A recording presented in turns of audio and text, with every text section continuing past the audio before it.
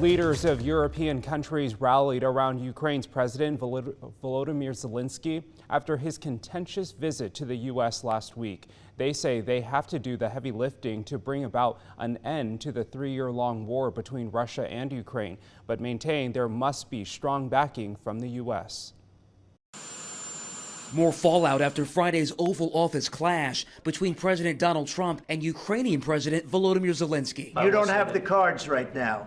With us, you start having cards. Right? The blow-up left a deal to give the U.S. partial access to Ukraine's minerals unsigned. Treasury Secretary Scott Bessent says it's off the table for now. It is impossible to have an economic deal without a peace deal. Across the Atlantic in London, more than a dozen leaders from Europe and Canada met with Zelenskyy for an emergency summit. Afterwards, United Kingdom Prime Minister Keir Starmer said the group is working on a Russia-Ukraine peace deal to present to President Trump. In the meantime, Starmer said the group will bolster military aid to Ukraine and look at building a coalition of peacekeeping troops from Europe.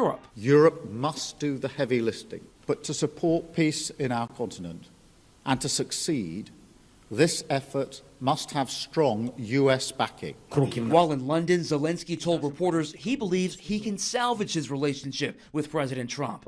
In Moscow Sunday, Russia's top diplomat praised the president's handling of his meeting with Zelenskyy. The president later posted on social media, "We should spend less time thinking about Putin and more time worrying about migrants." Meanwhile, multiple U.S. officials tell CBS News Defense Secretary Pete Hegseth has directed U.S. Cyber Command to pause planning against Russia, including offensive digital actions. The duration and reason for the pause are unclear as the president pushes for a peace deal. Derek Waller, CBS News. Stand up, speak up, support Ukraine. Stand up, speak up, support Ukraine. As European leaders came together to support Ukraine, so did Americans over the weekend.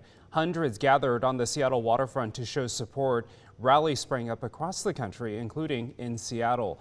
Our Seattle station spoke to one person who fled from central Ukraine 2 years ago.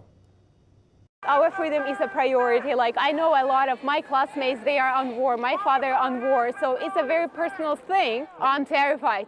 I'm trying to hold my tears right now, but it's not that easy. The protester says her father is a military officer in Ukraine, and she tries to stay in contact with him on a daily basis. Eastern Washington Congressman Michael Baumgartner posted a statement on Friday after the meeting in the White House. He said, quote, "Zelenskyy should resign. Putin is a thug, and it is in U.S. national interest that he not be successful in his attack on Ukraine." But Zelenskyy seems to have now twice reneged on signing an agreed mineral rights deal at the last minute. He went on to say Ukraine needs a new leader and Zelenskyy should allow an interim leader before elections can be held.